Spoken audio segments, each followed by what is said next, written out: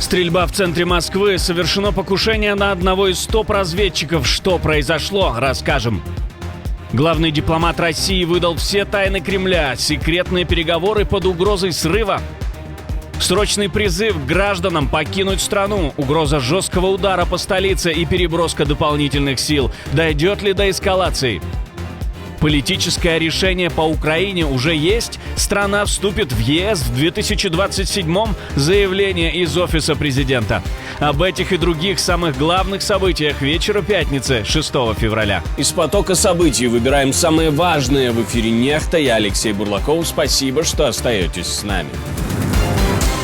А сейчас очень важная новость, которая пришла буквально только что. Чтобы не произошло так, обязательно подключите NextVPN, ведь блокировать будут в самый важный момент. Стрельба в центре Москвы. Похоже, главное разведывательное управление останется без руководства. Совершено покушение на одного из топ-разведчиков, генерал-лейтенанта Владимира Алексеева, первого замначальника ГРУ Генштаба ВС РФ. По версии следствия, неизвестный несколько раз выстрелил ему в спину у дома на Волоколамском шоссе и скрылся. Его госпитализировали, возбуждено уголовное дело о покушении. Алексеев занимает пост с 2011 года. В 2023 он участвовал в переговорах в Ростове-на-Дону вместе с Юнусбеком Евкуровым, с основателем ЧВК «Вагнер» Евгением Пригожиным во время его мятежа. Мотивы нападения и личность стрелявшего устанавливаются. Должно быть, это совпадение, но буквально накануне президент Украины анонсировал новые операции на території врага. Був сьогодні на доповіді генерал-майор Хмара про операції Служби безпеки України. Хороші є результати. Я погодив нову роботу служби. Нові бойові операції. Ми будемо і надалі послаблювати ворога. Очень оживились пропагандисты, связывая заявление с покушением. Те, кто нормально относятся к обстрелам детских садов и больниц, не говоря уже о жилых домах, говорят, что стрелять в спину подло. А вы как думаете? Пишите прямо под этим видео. Ситуация на фронте ухудшается. Российские силы сумели занять господствующие высоты в районах Мирнограда и Покровска, что серьезно бьет по украинской логистике и обороне. Ключевая проблема — рельеф. Высоты позволяют противнику контролировать подступы, корректировать огонь и безопаснее заводить свои подразделения, операторов беспилотников и даже разворачивать командные пункты внутри городской застройки, в прочных бетонных зданиях, подвалах и цокольных этажах. Логистика туда чрезвычайно сложная, потому что противник, захватив эти высоты, имеет возможность там установить свои радиоэлектронные глаза, устройства, ретрансляторы, физически установить там камеры видеонаблюдения и таким образом контролировать подъездные пути к нашим позициям. Но речь не о полном захвате этих городов. По словам военных, на северных окраинах сохраняются украинские наблюдательные и огневые позиции. Бои идут за контроль, а не за карту целиком. Выпалил все тайны Кремля. Секретные переговоры больше не секретные. Главный дипломат РФ хотел просто намекнуть, а сдал всех с потрохами. По его словам, в приватных беседах европейские представители якобы говорят то же, что и публично. Надо заканчивать войну и искать выход. Вот это да. Не буду скрывать, у нас есть контакты с некоторыми из лидеров Европы. Они и звонят, просят об этих разговорах не объявлять. Некоторые даже здесь появляются и так подпольно контактируют. При этом, утверждает Лавров, позиция Европы остается жесткой, Украина не может проиграть, а Россия не должна победить, иначе ЕС потеряет лицо. Он обвинил европейцев в попытках сорвать переговорный трек между Москвой и Вашингтоном, к которому, по его словам, подключаются и представители Украины. Иными словами, Москва подает Европу как сторону, которая публично за мир, но фактически за давление и продолжение линии на стратегическое поражение России. США срочно призвали своих граждан покинуть Иран и прямо предупредили, на помощь Вашингтона рассчитывать не стоит. Риск задержаний высокий, даже паспорт США может стать причиной ареста. В случае остановки авиасообщения советуют выезжать через Армению или Турцию. Тем, кто остается, сидеть в укрытии. Если вы не можете покинуть помещение, найдите безопасное место внутри своего дома или в другом безопасном здании. Запаситесь едой, водой, лекарствами и другими необходимыми вещами. Избегайте демонстраций, ведите себя незаметно и будьте внимательны к своему окружению. На этом фоне Трамп снова угрожает Тегерану жестким ударом и перебрасывает в регион крупную группировку ВМС.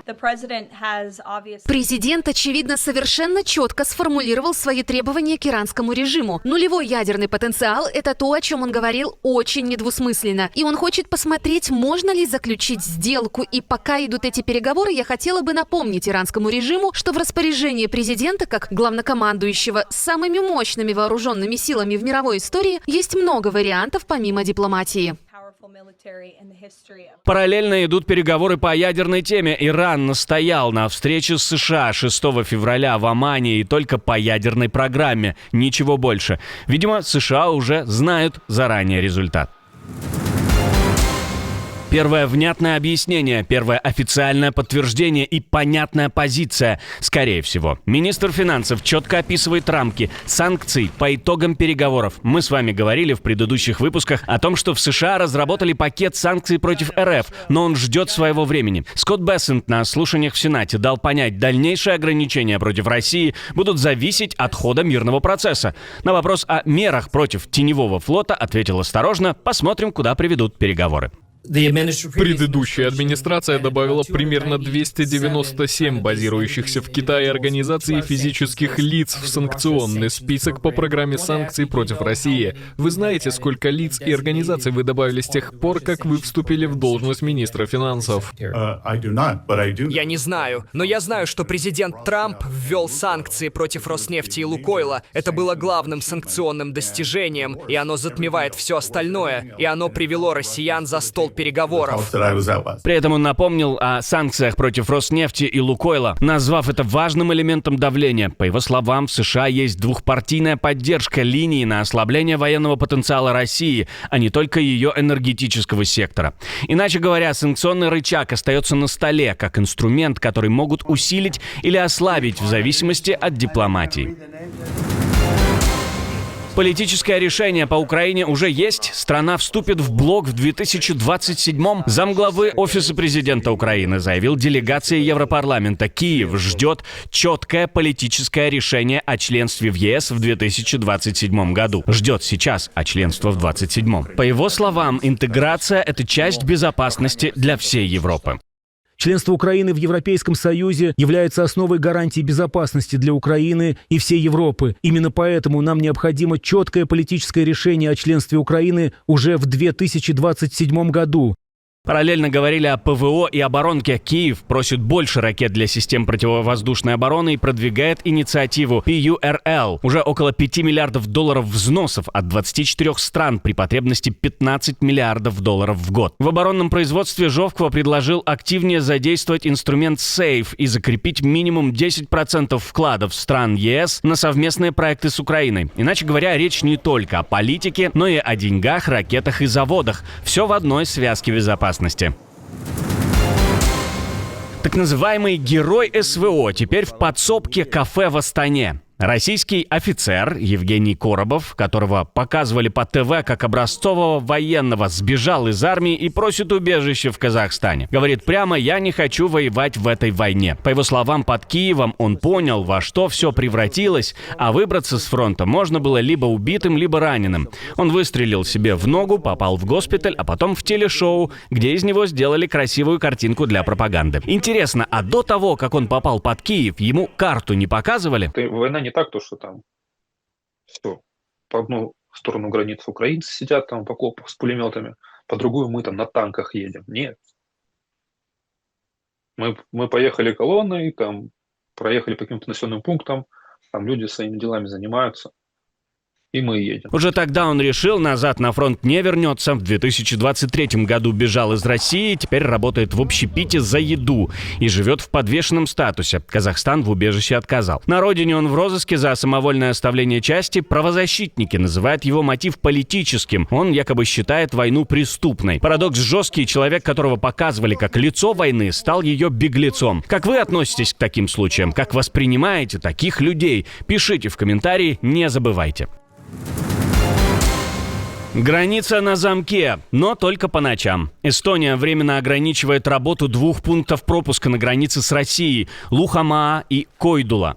С 24 февраля и на 3 месяца они будут открыты только днем по 12 часов в сутки. В Таллине объясняют шаг ростом пограничных инцидентов и необходимостью перераспределить ресурсы для усиленного контроля на других участках. Премьер-министр Кристен Михаэл говорит о провокационных действиях со стороны России. МВД подчеркивает перегрузку служб. Решение временное, через 3 месяца ситуацию пересмотрят. Одновременно отмечают, что трафик через границу уже заметно упал и вряд ли вернется к прежним объемам.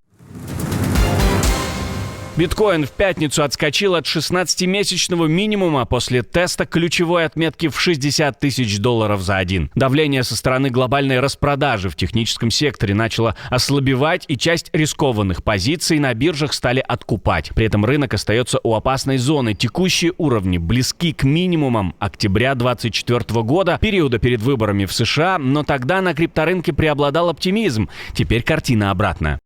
Биткоин снижается с октября 2025 года. Возможно, стоит задуматься, было ли это предвестником проблем или простое совпадение.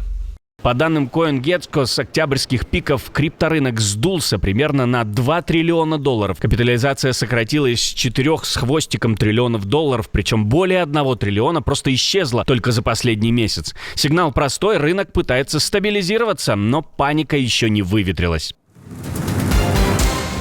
Зимняя Олимпиада 2026 стартует церемонией на стадионе Сан-Сиро в Милане. 3-часовое шоу «Парад наций», зажжение огня, тема «Армония», про искусство, природу и Италию. Голос церемонии Матильда де Анджелес, оммаж Джорджо Армани. Соревнования идут с 4 февраля, керлинг начался еще тогда, и продлятся до 22 февраля. Впервые хозяев двое, Милан и Кортина ди Ампеццо. Закрытие пройдет на арене Ди Верона. Всего разыграют 116 комплектов медалей. Дебютирует новый олимпийский вид спорта – ски-альпинизм, мужской и женский спринт и смешанная эстафета.